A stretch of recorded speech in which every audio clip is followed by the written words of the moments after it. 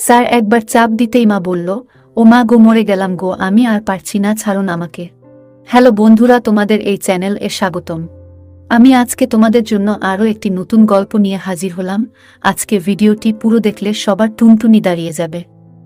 তো চলুন ভিডিওটি শুরু করা যাক। আমার নাম হলো সৌমেন, আমি এখন কলেজ এ পড়ি। আজ যে গল্পটি তোমাদের বলবো সেটা আমার লাইফ এ দেখা একটা সত্যি ঘটনা।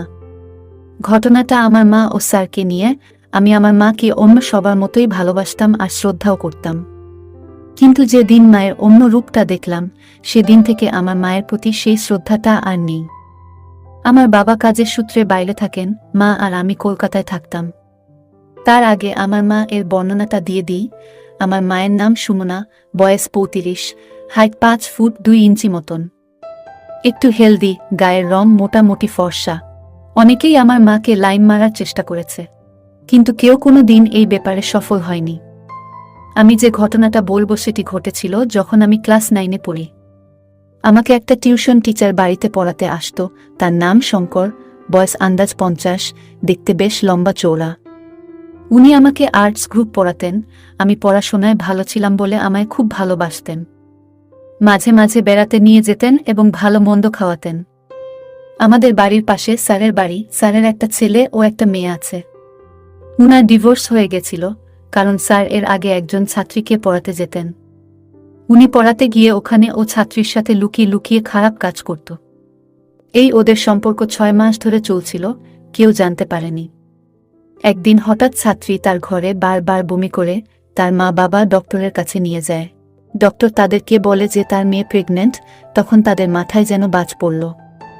তারপর তারা বাড়ি এসে মেয়েকে জিজ্ঞেস করতে মেয়ে ভয়ে বলে দেয়। তারপর তার মা বাবা স্যারের বাড়িতে গিয়ে তাকে মারধর করে এবং 1 লক্ষ টাকা জরিমানা করে। সেই জন্য তার স্ত্রী তার উপর রেগে তার সাথে সম্পর্ক ভেঙে দেয় এবং ডিভোর্স নিয়ে নেয়। তিনি তাদের ছেলে ও মেয়েকে তার সাথে নিয়ে যায়, তাই স্যার এখন একা থাকেন। যেই সময় ঘটনাটা ঘটে তখন গরমকাল। উনি আমায় প্রতিদিন দুপুর 1টা থেকে 3টা অবধি পড়াতো। উনি আমাকে পড়িয়ে তারপর প্রতিদিন হোটেলে খেতে যেতেন। একদিন উনি হোটেলে খেতে যাবার জন্য আমাকে একটু আগে ছুটি করে দেয় এবং মাকে বলে আমি হোটেলে খেতে যাব। কিন্তু মা বলে, আবার হোটেলে যাবেন কেন, আমাদের বাড়িতেই খেয়ে নিন। স্যার প্রথমে মানা করে, কিন্তু মা জোর করায় স্যার আমাদের বাড়িতে খেলেন। এরকম প্রায় চলত। প্রতিদিন স্যার খেয়ে দিয়ে রেস্ট নিয়ে আমাদের সাথে গল্প করে আবার বিকেলে অন্য জায়গায় পড়াতে চলে যেতেন। এরকম অনেক দিন থেকে চলতে লাগলো। আমার আবার দুপুরে ঘুমানোর অভ্যাস আছে, তাই আমি গল্প শুনতাম না, পাশের ঘরে এসে শুয়ে পড়তাম।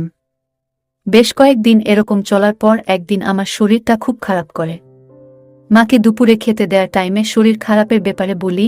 মা বলল, তাহলে তাড়াতাড়ি খেয়ে শুয়ে পড়ো। আমিও তাই করলাম, কিন্তু কিছুতেই ঘুম আসছিল না। হঠাৎ পাশের ঘরে মায়েদের গল্পের আওয়াজটা যেন কমে এলো। তখন দুপুর প্রায় 2টা বাজে। আমি শুয়ে শুয়ে ভাবলাম, কি বলছে এত আস্তে, ফিস ফিস করে। মনে হলো দেখি তো কি বলছে। তারপর রুম থেকে উঠে এলাম। পর্দাটা সরিয়ে ঘরের ভেতরের দিকে তাকাতেই আমি অবাক হয়ে গেলাম। আমি আমার নিজের চোখকে বিশ্বাস করতে পারছি না। দেখলাম মা আর স্যার শুয়ে আছেন খাটে, আর কি সব বলছে। আমি আরো মন দিয়ে শুনতে লাগলাম। তারা দুজন খারাপ খারাপ কথা আলোচনা করছিল। মা হঠাৎ বলে উঠল, ব্রা এর দোকানের লোক তা খুব ফাজিল, মাকে জোর করে দোকানের খারাপ শাড়িগুলি দিয়েছে। স্যার বললেন, ভালো তো কোথায়, আমাকে ও দেখাও। মা বলল, ওইসব জিনিস কম বয়সী মেয়েদের জন্য, বিয়ের পর পর হানিমুনে গিয়ে পড়লে ভালো মানাবে। মা বলল, দোকানদার এমনিতে খারাপ শাড়ি দিয়েছে, আরও আমাকে দোকানের ভিতরে নিয়ে গিয়ে আমার সাথে খারাপ কাজ করেছে। স্যার বলল, কি করে করল? মা বলল, আমি যখন দোকানের ভিতরে চেঞ্জিং রুমে চেঞ্জ করতে গিয়েছিলাম, তখন উনি গিয়ে আমার সাথে খারাপ কাজ করল। আমি বাধা দিলেও উনি শুনল না। তারপর উনি আমার উপর খুশি হয়ে শাড়ির দাম নিল না, আরও আমাকে টাকা দিল। স্যার বলল, একবার দেখো না আমার সাথে কেমন লাগে। মা বলল, কোনো দরকার নেই।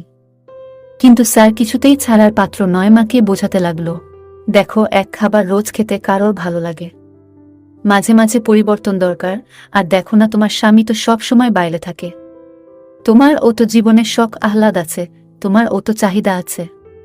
দিয়ে স্যার বলল, দরজাটা বন্ধ করে দেই তাহলে? মা বলল, না না, দরজা বন্ধ করলে ছেলে আবার সন্দেহ করতে পারে। ওর শরীর ভালো নাই, ও আর এখন এদিকে আসবে না। তারপর স্যার আর মা মিলে খারাপ কাজ করল, কিছুক্ষণ পর স্যার বলল, আজ আর না, আবার কাল হবে। মা মুচকি হাসি দিয়ে বলল, দেখা যাবে। আমি সুযোগ বুঝে দৌড়ে গিয়ে আবার শুয়ে থাকার অভিনয় করলাম। হালকা করে চোখ খুলে দেখলাম ওরা দুজন ফ্রেশ হয়ে এলো। আরও 5 মিনিট মতন গল্প করে স্যার চলে যেতে লাগলেন, আর যাওয়ার সময় আমায় ঘুম থেকে ডেকে বলে গেলেন আমি যেন হোমওয়ার্কগুলো করে রাখি, কাল এসে চেক করবেন। তারপর থেকে এরকম মাঝে মাঝেই চলতো। প্রথম প্রথম এসব মাঝে মাঝে হতো, দিন দিন ওদের চাহিদা বাড়তে লাগলো, তাই ওরা প্রতিদিন খারাপ কাজ করা শুরু করে দেয়। আর এখন স্যার আমাকে পড়ানোর জন্য যে টাকা নিত সেই টাকা আর নেয় না। এরকম চলতে চলতে একদিন স্যার আমাদের বাসায় এবং সাথে তার একজন বন্ধুকে নিয়ে এসেছিল। ওই লোকটার সাথে মার পরিচয় করিয়ে দিল। মা ও খুশি হলো। এরপর স্যার আমাকে পড়িয়ে তাড়াতাড়ি ছেড়ে দিল। তারপর আমরা সবাই খেয়ে নিলাম। আমি প্রতিদিনের মতো শুতে চলে গেলাম।